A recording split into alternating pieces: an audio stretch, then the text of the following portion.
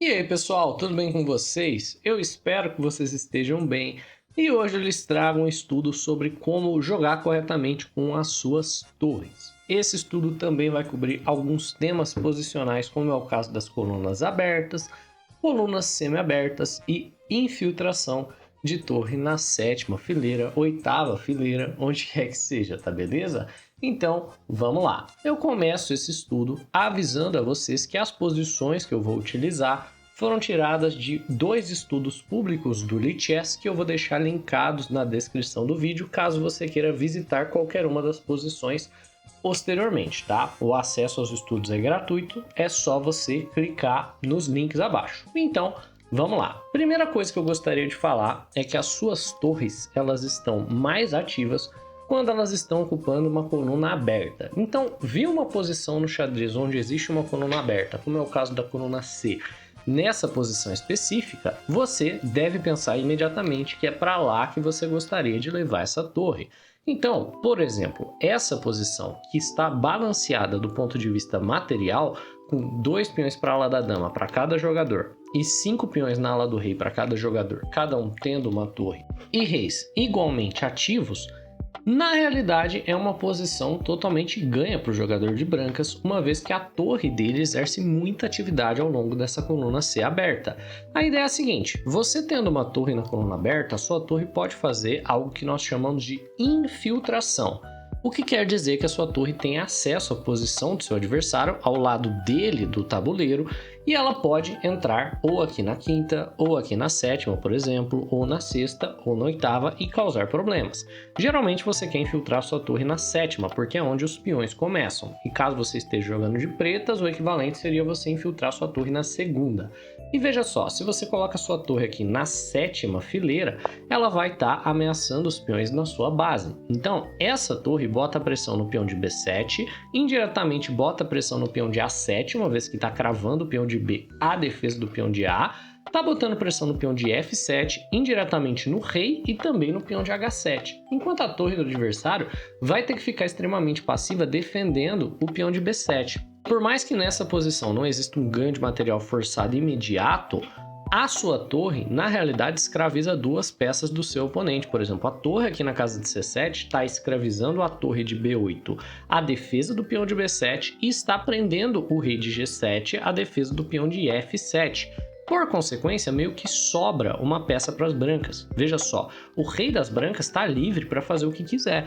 Ele pode vir aqui para a ala do rei e importunar o rei do adversário, trabalhar junto com essa torre para tentar forçar algum ganho de material de cá, ou ele pode caminhar para a ala da dama e forçar, por exemplo, alguma troca de torres que seja vantajosa, porque o nosso rei vai estar muito mais ativo. No final subsequente, nós vamos forçar algum tipo de ganho de material. Qualquer que seja o caso, o oponente está preso. Logo ele fica sem lances úteis para fazer, enquanto a nossa torre sozinha domina duas peças do nosso adversário. Dessa maneira, toda vez que você vê uma coluna aberta no xadrez, eu gostaria que você pensasse de maneira imediata que você quer levar sua torre para lá. Mas vamos a alguns conceitos, né? Afinal de contas, nem todo mundo conhece os termos de coluna aberta, coluna semi-aberta ou sabe identificar quando uma coluna vai se abrir. Então, vamos lá. Uma coluna aberta, como você já deve ter imaginado aí pela posição, é uma coluna que não possui peões para nenhum dos lados do tabuleiro. Então não tem peão das brancas, mas também não tem peão das pretas. Se a gente adicionasse alguns peões aqui, a posição ia mudar. Então, por exemplo, se a gente adiciona um peão das pretas aqui, isso é uma coluna semi-aberta, porque só não tem o peão das brancas ao longo da posição. Numa coluna semi-aberta, como é o caso aqui da posição, joga apenas o jogador que não tem o peão. Ou seja, caso nós tenhamos uma torre jogando na coluna semi-aberta e o nosso adversário tem que responder colocando a torre dele na coluna que está semi-aberta para nós também estamos em uma posição vantajosa do ponto de vista de atividade, porque a nossa torre está pelo menos pressionando algo na posição dele. Caso, por exemplo, o nosso adversário aqui tivesse também uma coluna semi-aberta, a estratégia correta para ele, digamos a coluna de A, seria trazer a torre dele para a coluna A, não na coluna C, para responder à pressão que a nossa torre está colocando. Então ele quer contra-atacar para onde a posição dele está semi-aberta. Podemos extrapolar esse tipo de argumento para ver, por exemplo, onde que as torres vão jogar em diferentes aberturas. Então, por exemplo, se você joga peão do rei e o seu adversário joga uma defesa francesa e nós acabamos entrando na linha das trocas, pode-se extrapolar pela estrutura de peões que os dois jogadores vão querer em algum momento brigar pelo controle da coluna E, que é a única coluna aberta aqui na posição. E se a gente for, por exemplo, uma Caro-Kann das trocas, por que eu estou escolhendo a variante das trocas, né? É porque trocas de peões sempre deixam colunas abertas ou semi-abertas no processo. Numa Caro-Kann das trocas, por exemplo, nós temos uma coluna E que fica semi-aberta e uma coluna C que fica semi-aberta. Na coluna E, muito provavelmente vai ter uma torre das brancas. E na coluna C, muito provavelmente vai ter uma torre das pretas. Se as brancas tentarem brigar ao longo da coluna C, a tendência é que o jogador de brancas perca essa troca. E se as pretas tentarem brigar ao longo da coluna E, a tendência é que o jogador de pretas perca essa troca. Você tem sempre que pensar que as suas torres são alérgicos aos seus próprios peões. Elas sempre preferem botar pressão em algo do adversário do que algo da sua própria posição, beleza? Vale a pena notar também que não tem nada de especial na sétima, ok? Você quer infiltrar onde estão as fraquezas do seu adversário, não precisa ser a sétima, tá? Então nessa posição, por exemplo, torre na sexta vai ser a fileira de infiltração correta, uma vez que todos os peões frágeis do seu oponente estão na sexta. Vão haver posições, e nós vamos cobrir uma delas nesse vídeo aqui, onde a verdadeira coluna de infiltração vai ser a oitava, ou se não, vai ser a primeira, caso você esteja jogando de pretas, tá certo? Não necessariamente você quer infiltrar na sétima, apesar de torre na sétima ser um bordão muito bem conhecido do xadrez. E agora a gente vai começar a ver o poder destrutivo de você ter uma infiltração bem feita. Começamos aqui com um exemplo. Essa é uma partida entre Aaron Nimzowitsch e José Raul Capablanca. Capablanca era famoso por dizer que colocar as torres na sétima era colocar os porcos na sétima, porque a ideia é que os porcos comem de tudo e as torres, quando infiltram na posição do seu adversário, acabam capturando todo e qualquer material que se encontre na sétima. Portanto, temos aqui uma posição onde as pretas têm domínio das duas colunas. As pretas têm domínio da coluna C e domínio da coluna D, que está fechada temporariamente por um bispo, mas não deixa de ser uma coluna aberta, uma vez que coluna aberta é um termo de estrutura de peões. Ter peças na coluna não impede que ela esteja aberta, tudo bem? Então as pretas jogam torre C2, infiltrando a sua primeira torre na segunda, e uma vez que o adversário joga o lance dama A6, botando pressão aqui no peão de A7, o Capablanca joga para o plano correto. Quando você consegue infiltrar uma das suas torres, imediatamente você deve buscar uma maneira de infiltrar a segunda torre. Porque ter duas torres infiltradas na segunda ou na sétima gera uma pressão de ataque e de checkmate fortíssimas para cima do seu adversário. Então, ele sacrifica um peão para tirar esse bispo daqui, jogando um lance muito interessante, peão E5, e uma vez que o bispo sai, ele infiltra a outra torre ali na segunda. Você, de brancas, assistindo esse vídeo, olhando para essa posição, eu vou virar o tabuleiro para que você esteja visualizando a posição como jogador de brancas. Me diz, o que é que você jogaria? Pelo menos pensa no lance. Pausa o vídeo e tenta encontrar o lance. Pausou? Beleza, eu tenho certeza que muitos de vocês pensaram na ideia de jogar torre F1, mas aí você vê a pressão de ataque que tem essas duas torres infiltradas. As duas torres geram uma enorme pressão de checkmate ao longo da sétima, ao longo da segunda. E, portanto, nessa posição já existe um lindíssimo sacrifício, que seria dama toma peão de E3. Brilhante, exclama duas vezes e você não pode capturar a dama, porque senão você vai levar um checkmate forçado ali na posição. Claramente não foi isso que o Nimzowitsch jogou, mas vale a pena a gente comentar uma vez, né, que você aprende o tema do checkmate. Isso muito comumente pode acontecer nas suas partidas. O Ninzovic respondeu com dama B7. Então, o que ele está fazendo? Ele está apenas defendendo a casa de G2 para eliminar a pressão de checkmate. Então, ele está eliminando da posição a ideia do sacrifício de dama. No entanto, ele não defende o peão de F2. Então, torre toma F2, certo? Peão G4 aqui para que o bispo defenda a casa de H2 e a dama defenda a casa de G2. E as pretas têm uma posição infinitamente superior. As duas torres infiltradas e já recuperaram o material que elas sacrificaram, que foi o de um peão, para gerar essa infiltração. Acabaram de recapturar o peão de F na troca. Essa partida acabou em poucos lances depois daqui, mas o ponto que eu queria provar, eu já provei, então caso você tenha interesse em ver o restante da partida, link na descrição, vou lembrá-lo novamente. Agora, nós vamos a um exercício. Eu gostaria que você pausasse o vídeo e encontrasse o lance vencedor para o jogador de pretas. Lembrando, se você não pausa, se você não faz o exercício corretamente, você não melhora, viu? Então, pause o vídeo e faça mesmo o exercício. Eu te prometo que isso vai ajudar no seu reconhecimento de padrões, tá beleza? Pausou? Encontrou? Então, nessa posição, eu tenho certeza que você, meu espectador inteligentíssimo, viu a ideia de dama G3, um sacrifício brilhante de dama que vai levar a um checkmate forçado com as duas torres infiltradas, uma vez que as duas torres na sétima ou na segunda geram uma pressão gigantesca de checkmate.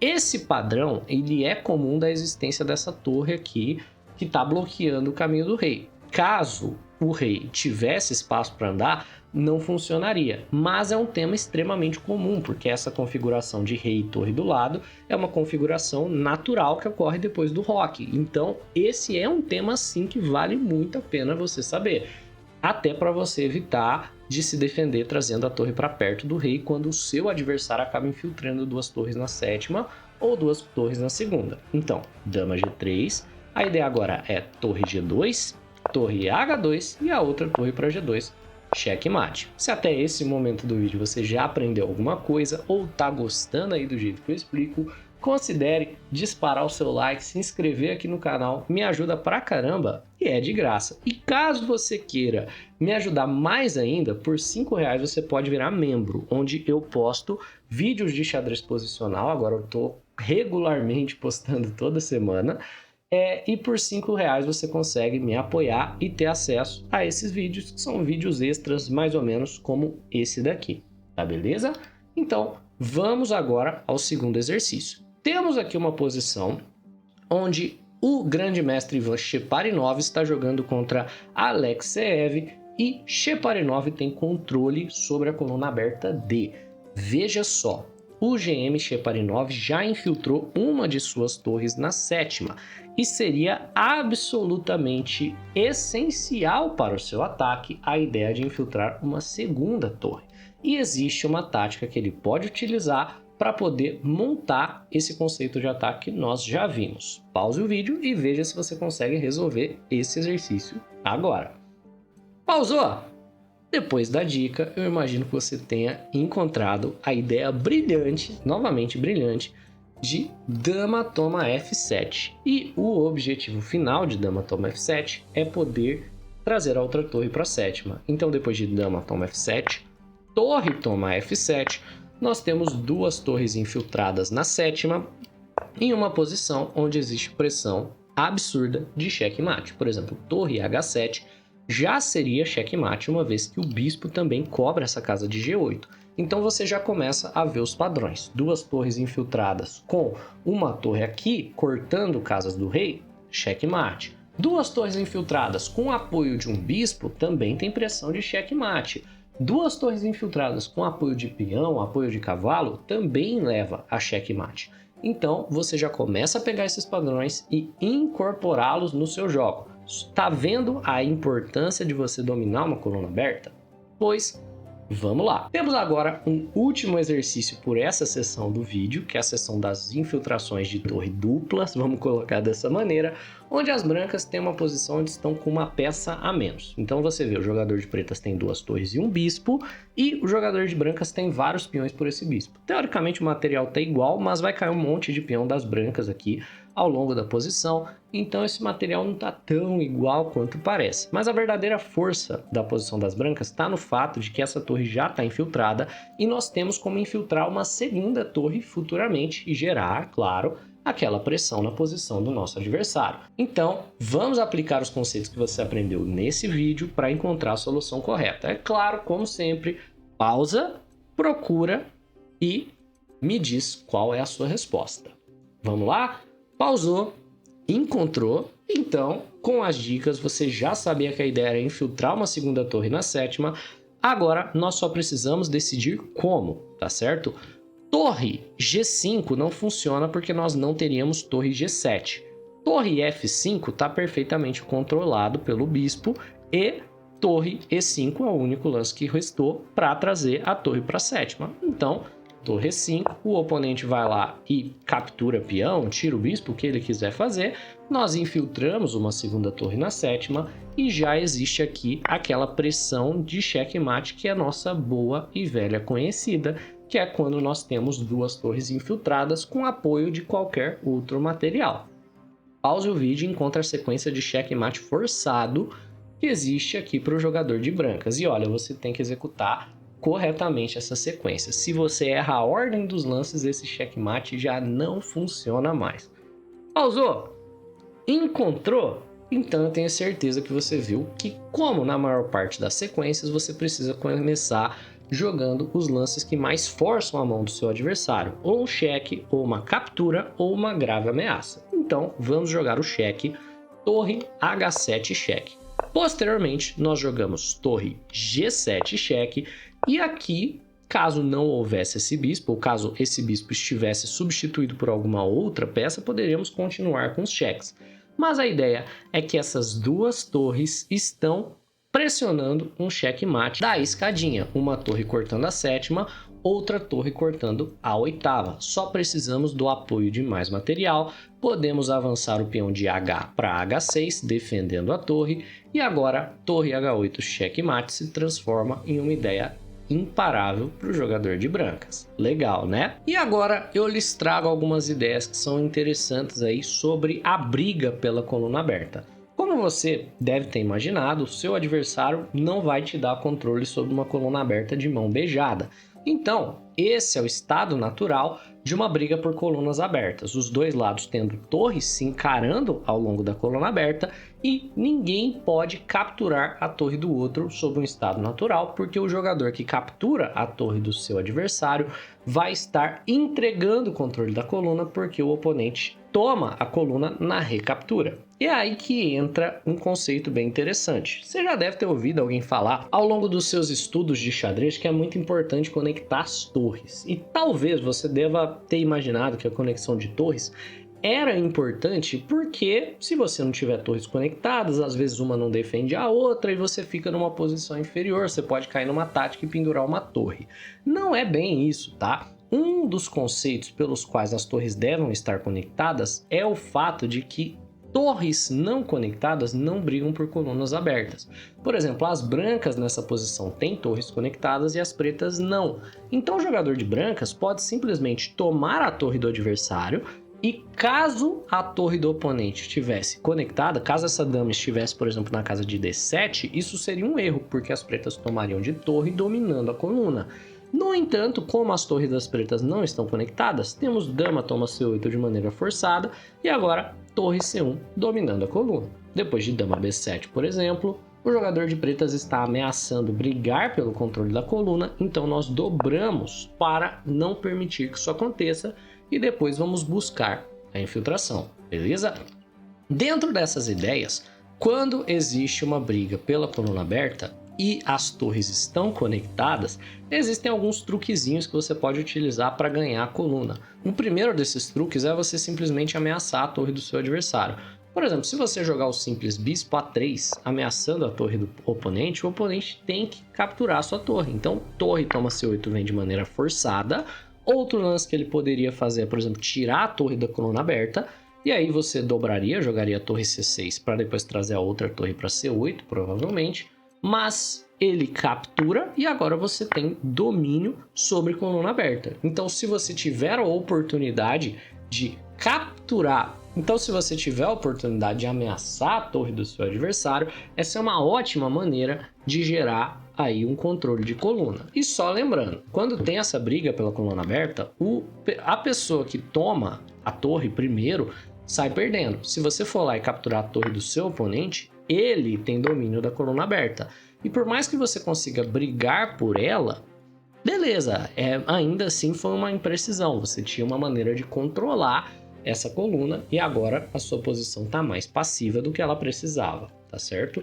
Então, Bispo A3 é uma ideia crítica bem legal que aparece até com bastante frequência nos jogos. Vamos ver, como que você continuaria essa posição? O adversário joga Dama E2, por quê? Ele sabe que você tem controle da coluna aberta, então ele está querendo impedir que você infiltre.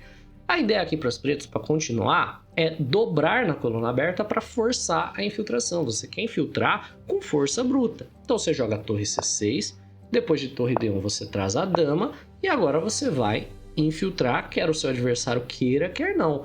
Torre na casa de C2 é imparável, não tem que ele possa fazer. O oponente joga torre D2, ele está na ideia de que você vai infiltrar na primeira, que é uma infiltração um pouco menos danosa, porque tem menos material na primeira fileira, então tem menos fraquezas lá para você atacar. Mas a gente pode só tirar a torre dali jogando cavalo E4, infiltrar da mesma maneira, e uma vez que a torre infiltra já começa a cair material. Então agora você pode escolher, pode tomar o peão de A2, depois trazer a dama, você pode só tomar o peão de F direto que está caindo, e a posição está simplesmente muito superior para o jogador de pretas, porque ele conhecia um conceitozinho de atacar a torre ao longo de uma briga por coluna aberta. Legal, né? Então, vamos lá. Pretas jogam e pretas conseguem uma vantagem de controle sobre a coluna D. Beleza? Eu vou dar uma dica. É um lance de bispo, e isso você já sabe, porque sem torres conectadas não existe briga pela coluna aberta. Então, pause o vídeo e encontre a sequência de lances que vence o jogo aqui para o jogador de pretos, ou pelo menos ganha algum tipo de vantagem posicional. Pausou? Encontrou? Pois tenho certeza que você viu a ideia de ameaçar a torre do seu adversário. Você só precisa ter um conceito primeiro. O lance que ameaça a torre do seu adversário não é o lance bispo G4, porque o seu oponente tem o rebote F3. Você ainda pode jogar esse lance se você quiser, então bispo G4, mas para ele ser um bom lance, você deveria ter jogado com a intenção de provocar F3, que é um lance de enfraquecimento, e depois seguir com a sequência correta, que é bispo E6, seguido por bispo B3, ameaçando a torre e forçando o nosso adversário ou a abandonar a coluna ou a capturar a nossa torre. E você vê que essa é uma posição, por exemplo, onde o progresso fica iminente uma vez que o seu adversário já não controla mais a coluna aberta. Se ele joga torre por torre, o controle da coluna é nosso, ele está controlando a infiltração relativamente bem, mas a nossa ideia agora é dobrar ao longo da coluna D e infiltrar na segunda, ameaçando os pontos fracos do nosso adversário. Beleza, pessoal, o vídeo já tá ficando longo, então eu vou ficando por aqui. E eu vou lembrar vocês, caso vocês queiram mais vídeos parecidos com esses, comenta aí embaixo, deixa eu saber. E também não deixe de se tornar membro do canal, caso você possa me apoiar. Mas não se sinta pressionado a isso, caso você não possa, beleza? Um abraço, pessoal, até a próxima.